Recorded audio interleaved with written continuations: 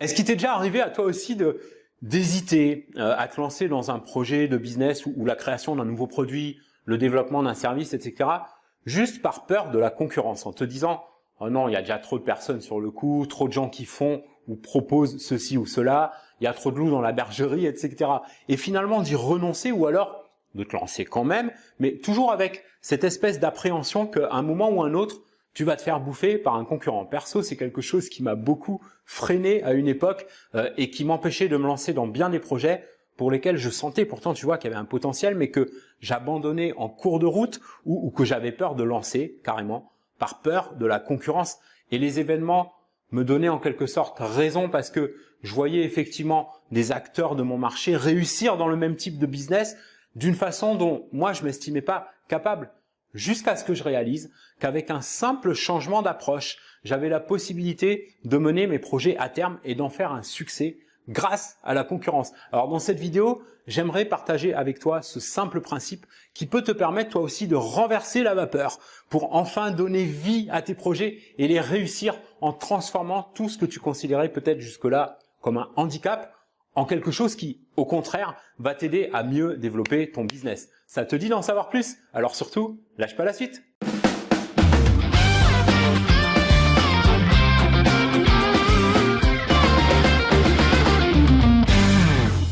Hey, salut à toi l'ami, j'espère te trouver avec la super forme aujourd'hui. Bienvenue dans ce nouvel épisode d'Eric.Solutions qui sera un peu moins élaboré que le précédent. Je suis obligé de faire court aujourd'hui parce que je suis un peu à la bourre sur un truc, désolé, mais t'inquiète, tu vas quand même pouvoir apprendre un ou deux trucs intéressants dans cette vidéo, notamment sur tes concurrents. Alors on va parler de tes concurrents aujourd'hui. Plus concrètement, on va voir de quelle façon tu peux tirer avantage de ta concurrence. Et ça commence par l'approche qu'on en a.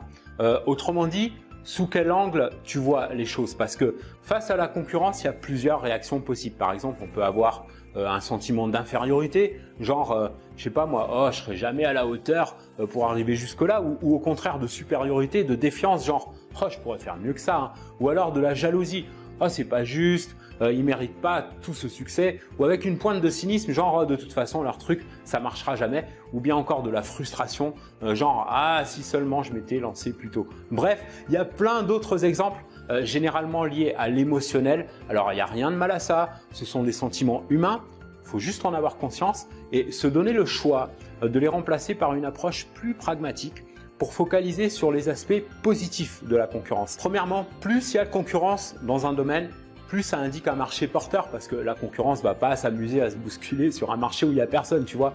Donc si ton projet de business ou de lancement de produit est sur un marché concurrentiel à la base, c'est plutôt une bonne nouvelle pour toi en fait l'ami, parce que ça veut aussi dire qu'il y a beaucoup de demandes derrière et tout ce que tu as à faire, c'est de te positionner. Alors je sais, c'est toujours plus facile à dire qu'à faire, mais pas si compliqué à mettre en action si on suit un ou deux principes qu'on va voir ici. Et pense aussi à tous ces entrepreneurs à succès qui se seraient jamais lancés de leur vie s'ils avaient pris peur au moindre signe de concurrence élevée.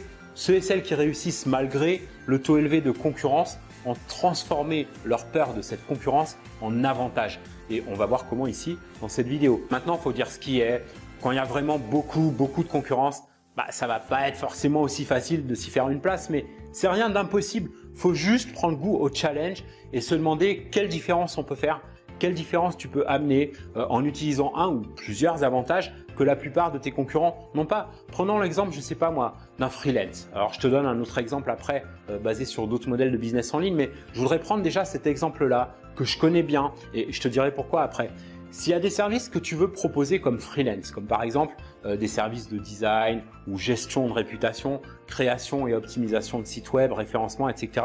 et qui sont déjà proposés par des agences qui ont des équipes de 5, 10 personnes ou plus, ton avantage, ta plus-value pour tes clients, ça va être ton niveau d'engagement, parce que une agence qui a des dizaines ou des centaines de clients à traiter ne pourra jamais accorder le même niveau d'attention, d'engagement, d'importance pour chaque client que le freelance qui a besoin de sa clientèle pour vivre et qui va du coup consacrer plus d'efforts et de personnalisation qu'une agence qui a d'autres chats à fouetter, tu vois. Sachant qu'en plus, tu as la possibilité d'avoir beaucoup de clients sans que ça te bouffe trop de temps grâce à l'externalisation en déléguant à des conditions avantageuses la plupart des services que tu proposes via des prestataires à l'autre bout du monde pour pouvoir toi focaliser sur ta relation client et ton marketing sans avoir à gérer de staff, de locaux, etc. Alors, c'est un exemple un peu extrême, tu vois, à la sauce David contre Goliath, mais j'aime bien cet exemple parce que c'est comme ça que j'ai démarré un de mes business dans le consulting et qui me rapporte toujours aujourd'hui pour seulement 4 à 6 heures de travail par semaine, 100% via Internet. Si ça t'intéresse, j'avais fait une formation gratuite là-dessus et j'en prépare une autre. Je te mets le lien en description. Tu as d'autres exemples, bien sûr. Demande-toi simplement de quelle manière tu peux amener ta propre patte à un projet, une valeur spéciale que tes concurrents ne peuvent pas amener. Bref, quelque chose pour te démarquer et tu n'as aucune raison d'avoir peur de la concurrence. Au contraire, tu as juste à l'analyser. Quelle approche est utilisée par la plupart de tes concurrents? Quels sont leurs points faibles? Par exemple, si tu es dans une niche qui permet de créer des produits numériques, comme j'en parlais dans le dernier épisode, c'est assez facile de trouver les points faibles. Il suffit de lire les commentaires, recueillir un peu les feedbacks des utilisateurs sur les forums, dans les groupes Facebook, etc. D'analyser s'il y a des commentaires négatifs qui reviennent souvent et te demander dans quelle mesure tu pourrais toi apporter ce qui semble manquer chez tes concurrents.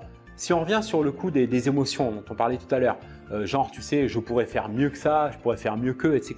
Pourquoi pas après tout? Et désolé d'être un peu direct avec toi sur ce coup-là, l'ami, mais si tu as un ou plusieurs concurrents qui arrivent à s'imposer sur le même marché que toi, même avec une solution moins performante que la tienne, c'est parce qu'ils n'ont pas hésité, eux, à se jeter dans l'eau froide, tu vois. Donc quand tu vois un concurrent sortir un produit dans le même domaine que toi et que tu penses vraiment pouvoir faire mieux, fais-le. Ne t'en prive surtout pas parce que si réellement tu as la capacité d'amener plus de valeur à une audience que tel ou tel concurrent et que tu restes inactif, les bras croisés, juste en pestant intérieurement, non seulement tu vas te priver d'une belle occasion de conquérir tout un marché, mais en plus, tu vas priver cette audience, toutes ces personnes, d'une plus-value que tu pourrais leur apporter et que de toute façon, si ce n'est pas toi, un autre concurrent viendra combler ce manque puisque tu le sais comme moi, la nature a horreur du vide. Donc observe tes concurrents, considère-les avec bienveillance, analyse ce qui marche le mieux pour eux et plutôt que de chercher à réinventer la roue,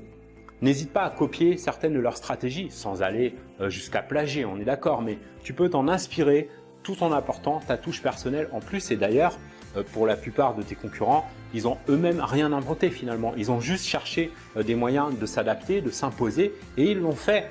Une autre façon d'utiliser la concurrence à ton avantage, et je vais finir sur cette note parce qu'il faut vraiment que je file, tu vois, c'est d'en faire des alliés.